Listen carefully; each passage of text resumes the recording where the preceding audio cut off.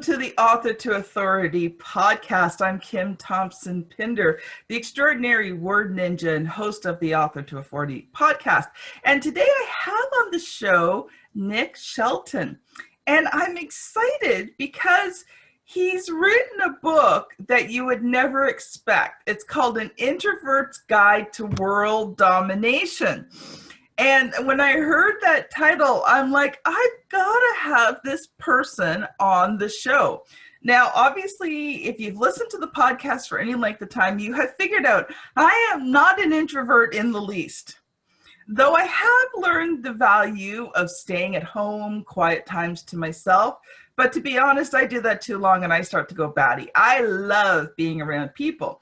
But one of the reasons why I wanted to have Nick on the show was I know a lot of people out there are introverts. And it's not a topic that we've talked about really, how do you be an introvert and an entrepreneur at the same time? So that's one of the reasons why I wanted to have Nick on the show. Now, he's a speaker and a coach for introverted career professionals and has been fine-tuning the craft of effective, high-level social strategy and networking for 20 years. Now, beginning with his time in the United States Air Force, which taught him how to break down complicated practices into simple steps, Nick has learned skills that were indispensable to his journey. Coupled with extensive research and 15 years of experience in the oil and gas industry, Nick has cracked the code. He's cracked the code and developed tools that gave him the confidence to flourish in social situations. Now, Nick has successfully built a strong international network of friends, colleagues, and associates, and teaches introverts how to navigate social events with ease and upgrade their lives and lifestyles. So welcome to the show, Nick. Thank you very much. It's an honor and a pleasure to be here. So Nick, why don't you start out by telling us a bit of your story? Because obviously if you're writing about introverts, you probably understand them pretty well. Yes, I am still an introvert myself. So there's nothing where you miraculously aren't an introvert. It's just how to be a better introvert and be able to get out there and conquer your inner and outer world while you are an introvert. So for my story, I started off really early in childhood. In the second grade, I remember when we had moved from Texas to Colorado, started a new school, and the teachers, I was really, really reserved, really quiet. And, introverts aren't always necessarily shy or socially awkward, but I was also shy and socially awkward. And so they put me in the hearing impaired kids class because they thought that I couldn't hear, but I could. And so I was in there, but it was great because there was only 4 of us in the class, and we didn't have to talk, right? And so I made some friends, and that was really nice. But then when my mother found out about it, she said, no, he can hear, put him in the general population class. So and you're like, no. Right. It's like, how do you do that? So I didn't know how to, I'd see other people, building their friendships, their relationships, and, playing and all that. And I said, how do you do that? I don't know how to do that. And, so it was the beginning of this journey on, I'd see some people that were, I'd say less qualified, but as a kid, there's no real less qualified, but you'd see all these people getting these opportunities and meeting the people that I would want to meet. And, but they would just run out into the spotlight, probably like you maybe did as a child. And they would get all this extra attention and opportunities, access to opportunities. And then there were us that lived in the shadows that we missed out on a lot of things just because we didn't know how to go out there and engage with people. And so as I got older, high school's bad for a lot of people, but it was also. I think high school's bad for everybody. I don't think it matters whether you're the introvert, the extrovert, the popular, the nerd, the jock, the loser. You know what? I've talked to so many people over the years, and even the most popular kids struggled deeply. Yeah, it does seem, in hindsight, it does seem that way, that all the people that seem to have everything, that they struggled as well. But, when you're living in the shadows in high school, you see all these other people, they're getting they're dating the popular people that you would want to date. They have all these activities, and you say, well, that seems like it would be much better than what I'm doing. And but once again, didn't know how to do that. So there was the struggle, and then into adulthood where I said, well, maybe if I'm drinking all the time, then I'll be able to talk to people. But then you're just this drunk person walking around all the time, and so it helped. But then it doesn't help if you have a reputation for, hey, whenever he shows up, he's completely he's drunk. That doesn't help. So I had reached this point in my life where I said, my life wasn't supposed to go like this. It was supposed to be different. And I couldn't really see how to get out of it. And, so one fateful night, I figured I would take my life. But Wow. yeah, but before I could do that, I heard a voice in my head that said, no one's coming to save you. You have to save your own life. And I was thinking, well, how do I do that? And then I thought about, they have those sayings, your network is your net worth, and show me your friends, I'll show you your future. And I started thinking about the people that I was surrounding myself with. And I said, hey, if I changed that, then maybe that would change everything else, because I wasn't around the people that, that were doing the types of things that I wanted to do.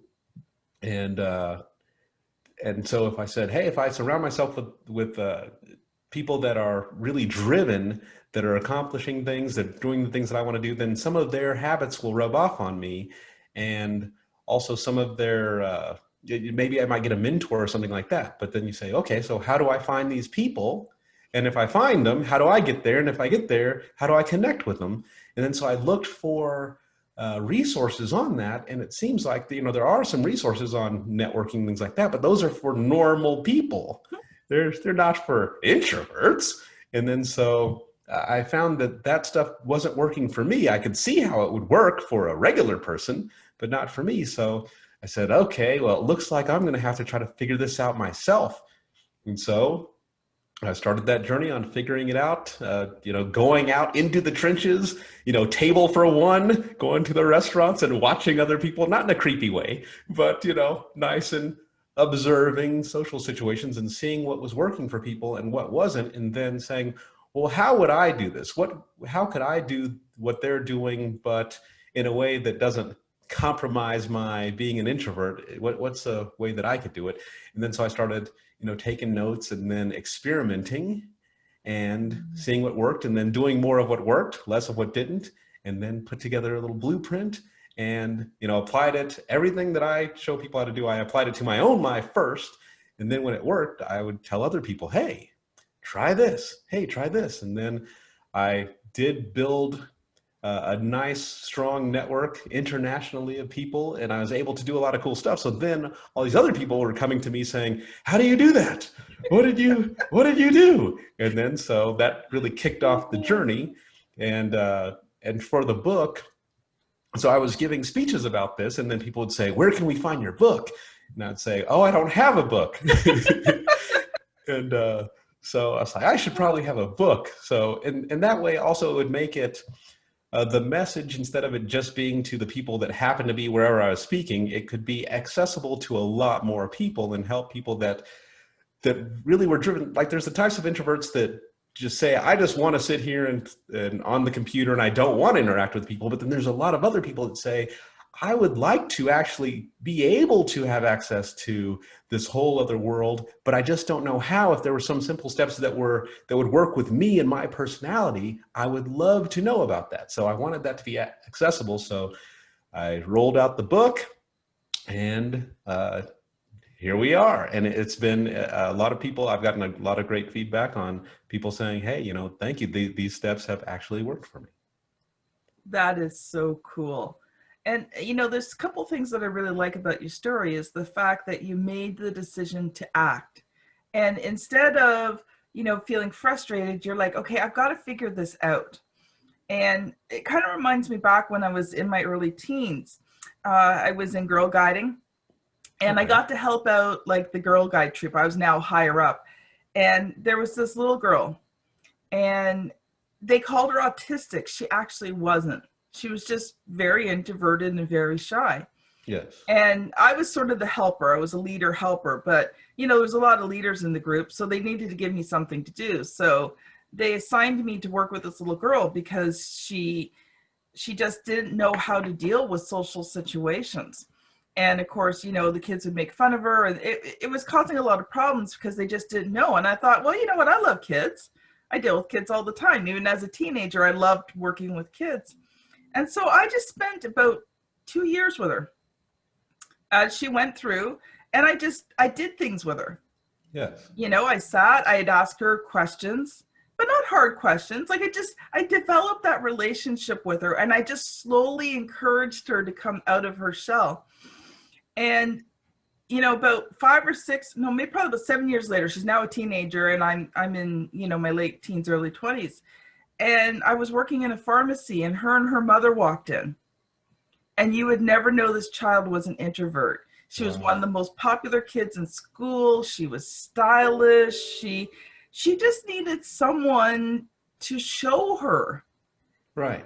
to show her how. She just didn't know how. And so, I think of so many entrepreneurs who are introverts. They just need someone who understands, who can show them how. Yes. The other thing I got thinking of your story is how many of us became entrepreneurs because we started doing something and people started asking us how we did it. Right. Exactly. So I know you've come prepared today with Yes. some really good, meaty, practical tips for introverts. So I'm going to let you loose again for a few more minutes, and then I want to talk more about your book. But can you share with people who are introverted some really good things, a good starting place for them to be able to still be an introvert, but be able to be a successful entrepreneur at the same time? Right, exactly. And back to what you were saying, one of my mentors had told me when he talks about people going all in, I'm going to go all in on this. He said, it's hard to go all in if you don't know what to do. But if you know what to do, then you can actually do it. So one of the tips that I think a lot of people can get value out of is, I call it being pre-known. And getting pre-known means that instead of walking in somewhere cold and then trying to figure it out, if people kind of know you somewhat in a situation, it makes it way easier for you to show up to that situation. And also, once you get there, to socialize with certain people. So how to get pre-known is usually in any sort of organization will have some kind of social media attached to it, and their social media will have some kind of chat room, chat forum. So if you were going to some kind of conference, usually they'll a couple of weeks before the conference, they will say, hey, here's our Facebook page, or here's this here's some kind of platform where you can get in touch with other people. So what I do myself and what I advise other people to do is, get on there, kind of watch the conversation, see there's usually 2 or 3 main people that are carrying the conversation. And so watch them, figure out who those people are, and then kind of piggyback on their comments. So either ask a question or say, yeah, that's a good point. I never thought about that before. And just kind of interact lightly so they get used to seeing your name pop up. And then so say it's like Jim and Susan are the 2 main people on there. So you are interacting with them, they see your name pop up, and then by the time that the event starts, or it's going to be, coming up in a few days, say, hey Jim, hey Susan, looking forward to seeing you at the event, to put a face with a name, and be on the lookout for me. And then now they've been familiar, they've gotten familiar with seeing you pop up on their conversations, and now when you walk in, you're looking for Jim and Susan, and they are expecting to see you. And so instead of just walking in and not knowing anyone, now you're walking in and it's kind of networking from the top down, because usually if they're strong in that chat room, they're also known in that organization. So you meet them, and then they will kind of point you in the right direction on who to meet next, versus you just standing there trying to, figure it out. So that's a huge thing. Another thing right along that same line is a lot of times if you're traveling to a conference, somebody will say, hey, I'm arriving at the airport at this time. Who wants to split a Uber or a cab or something?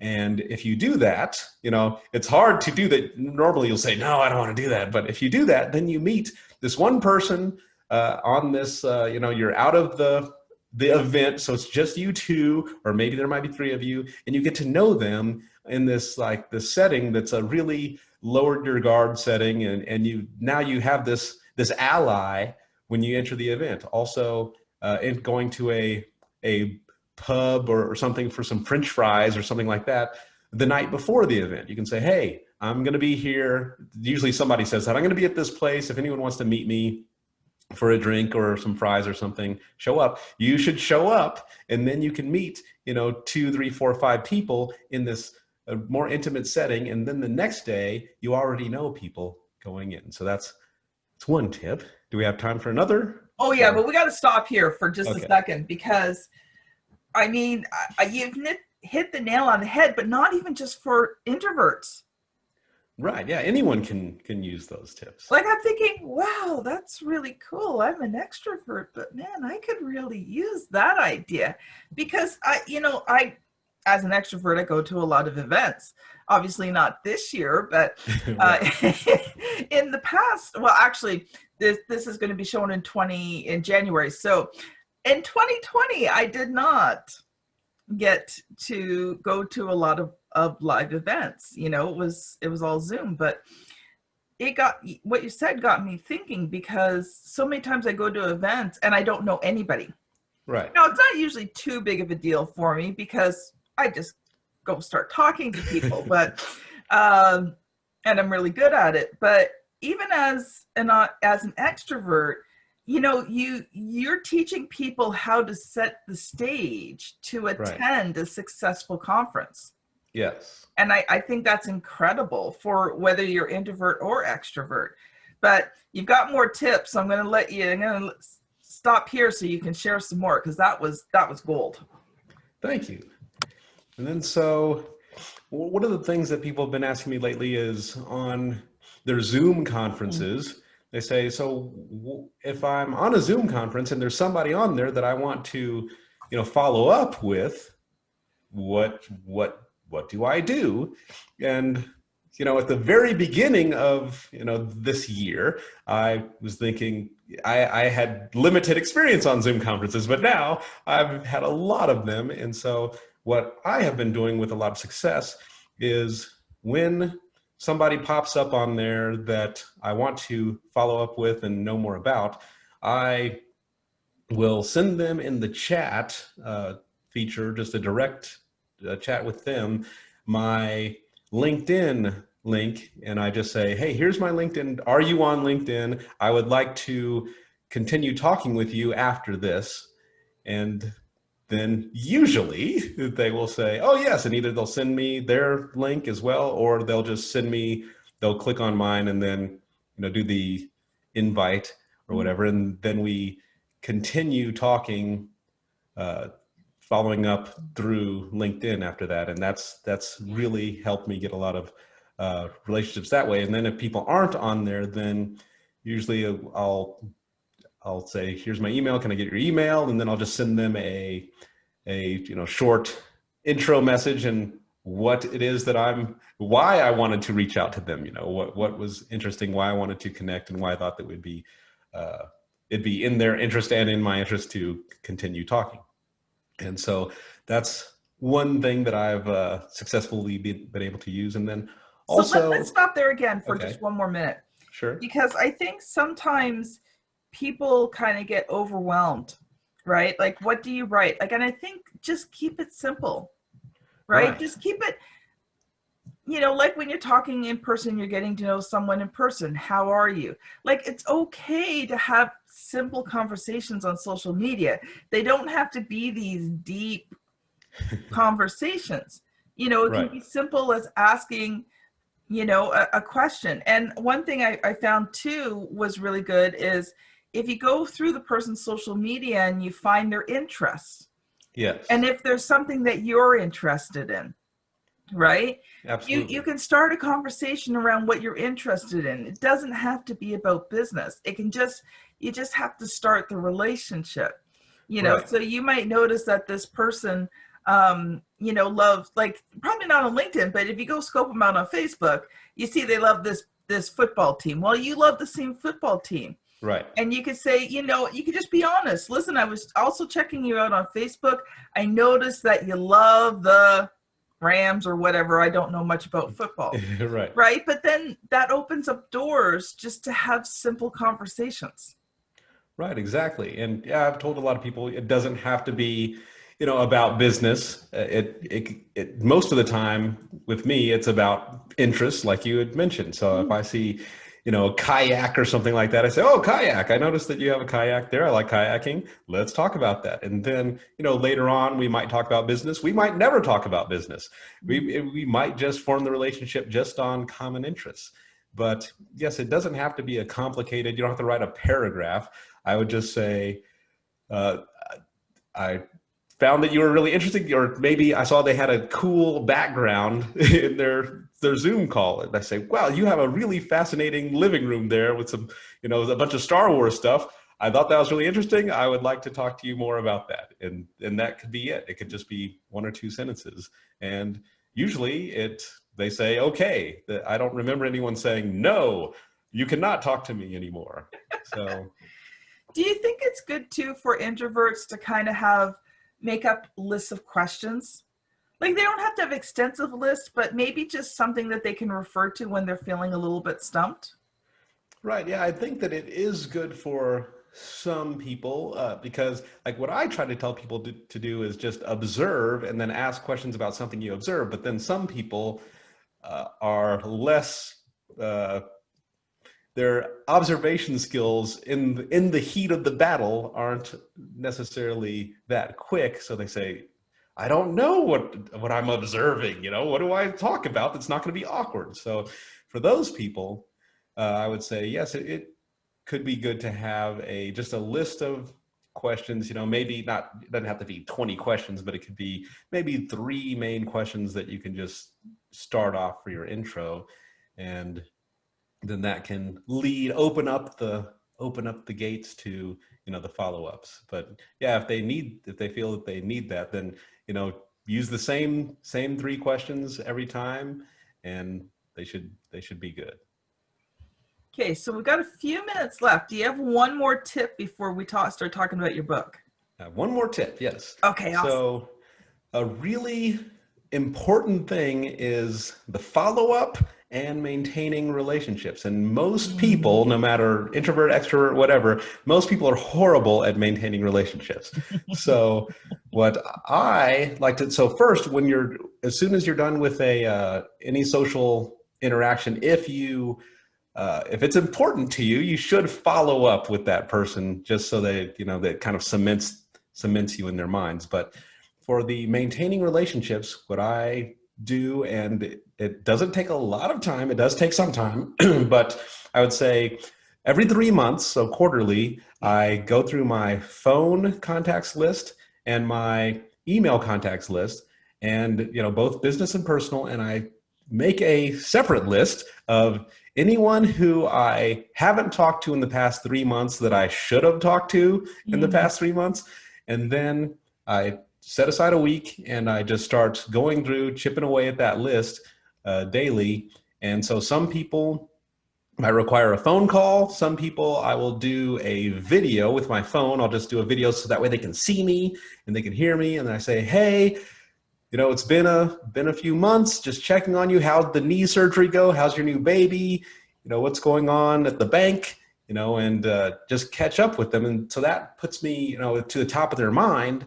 And then I also let them know what I'm up to. And so then that way, if there's something, they'll usually respond, and then I'm up to date with them as well. So then that way, if there's some opportunity that I can help them out with, I'm up to date on what they're doing. They're up to date with me. So if there's someone they feel, oh, I can introduce this person to Nick because he's working on this project right now. It just keeps those relationships, front of mind. And so they're not fading away, and they see that you're putting that effort in versus, 6 years passes. And then I say, oh, hey, Kim, can you help my son get into the university that you work at? And you say, you haven't talked to me for 6 years. Now you're going to call me and ask me for a favor. It's much better if, you're up to date all the time. And that way, if something does pop up, if you were going to help my son get into a university or something, then you would have already known this whole time that, that was approaching. And then you probably would have said, hey, I think I can help your son. I have some contacts that can help your son get into this university. And so I wouldn't have even had to have done that. We would have already known where each other are. So just that maintaining is a huge, huge part, because why make the relationships in the first place if you're not going to maintain them? And so many people fail there. So, take the time to, once every 3 months, it's not a lot, make that list and actually reach out to people. Yeah, and like you said, it doesn't have to be a big reach out. It could be a text. It could be a quick phone call. It could even just be an email, a video, a social media message. Right. Just Hey, something. Thinking about you. Yes. Your face popped up, your name popped up, right? Just thinking about you. How you doing? Right. Anything versus just your silence, and you could say, well, I'm waiting for them to reach out to me. Yeah, right. Do your part. If you just do your part, then it's you've done yours, and then it's on them to follow up. But, you at least have to do your end and not just sit there and say, if they want to talk, then they can talk to me. Well, here's the thing, and one of the things I teach on in being an authority is building your network. And the key to building that network is being intentional about it, and being intentional about building those relationships. Yes. And getting really to know people. And so it's got to be on your end. Yes. Right? It has to be intentional. You have to make the decision to do it, and you just have to keep on doing it. Whether they connect back with you or not, because what happens is over time is you've got these amazing relationships, and now, when something happens, you're the one that comes to mind. So all of a sudden they will reach out to you right when the time is right. So we've only got a couple of minutes left. So I want to focus on your book. So okay. Tell me, what was the good, the bad, and the ugly of writing and publishing your book? So the good was, I knew what I wanted to say. So I said, well, this shouldn't be too hard. And so I just made an outline of everything I wanted to say, and then I typed it out. And it was, so the writing of it was the good. That wasn't a difficult thing for me to do. The bad, I would say, was editing. Who knew? Who knew that editing, you could go through so many rounds of editing and still find problems in there. And so editing was, that's a nightmare. I wish the very best for anyone in their editing journeys. So that was tough. And then, getting the word out, I think a lot of people that once they have their books, they say, well, how do I get the word out? How do I let people know that this book is out there? And that's really tough as well. For introverts. Yes. Well, it's for everybody, but especially for introverts, because right. I've talked to many introverts, and their philosophy is, oh, well, I don't want to bother people. I don't right. want to shine. I don't want to let people know because they may think this, and the list of what they may think is endless, right? And so the thing is, here's what I tell people. You wrote that book to a specific group of people to help them with a specific problem, right? Yes. And they go, right. Yeah, exactly. And I say, well, who are you to keep the solution to the problem that they've been struggling with all to yourself? Right. Yeah, you're doing helping them. A disservice if you don't let them know. Yeah, they have to know. You have to get the word out and let them know, get to the top of the highest hill and say, hey, there's this book that would really help you out. And so it's definitely, it's not easy, but it's necessary, and it's, it can be fun. You have to say, well, how can I make this fun? And to get that out there. But the whole process, I would say, it has its ups and downs. There's parts of it that are fun and easy, and then parts that are a little more tough to do, but it's worth it. I would say anyone who hasn't written their book yet, I would say write it. It's absolutely worth it when you are done. It could be a struggle getting through it, especially that editing part that I was talking about, but when it's done, absolutely worth it. And it's a game changer. It changes your whole life, how you carry on about what you do and how you impact people and how you are viewed in your industry. It changes everything. So I would definitely say, hey, everybody who wants to get their book out there, get it done. Well, here's the thing. When you're an introvert, all you have to do is tell people the book is there. You're not telling them to buy it. You're just telling them it's there, and those who want to buy it do. But guess what? Your book does all the talking for you. Right. Yes. You want to know? Read the book. It's in the book. Yes. I don't have to talk to you. Just read. Right. And yeah, no one has to talk to anybody. You say, hey, I don't want to talk to you. You don't want to talk to me. You can just read the book and get the information. And then maybe you'll be able to talk to me after that, something like that. So here's a little hint and tip for the editing process. And I call it managing your expectations. Okay. Everybody wants this perfect book. Well, I hate to bust your bubble. There is no such thing as a perfect book. Right. So you want to get your book to a very good, high quality book, but don't ever try to have a perfect book. And I mean, even just looking at grammar, all right? Between Canada, the US, the UK, and Australia, there's probably 8 to 10 different forms of grammar. Oh, yes. Yeah, it gets fun. Right. So what we do at RTI Publishing is we have sort of a standardized grammar where it's generally accepted across those 4 countries. Now, there's little things that each person in each country would find. Like, right. As a Canadian and UK, and I'm not sure about Australia's spelling, but, Canada, UK has, actually, Canada is quite funny because Canada is a combination of American spelling and UK spelling. So some words are UK and some words are American. It gets quite confusing for everybody else outside of Canada. Yes. But, just manage the expectation that, your book's never going to be perfect. And here's a little hint and tip. Once you've got it up on Amazon and it's live, you can just make little changes. Now, here's the thing. I encourage pretty well everyone to, unless you're with a big publishing company, format your book in Word.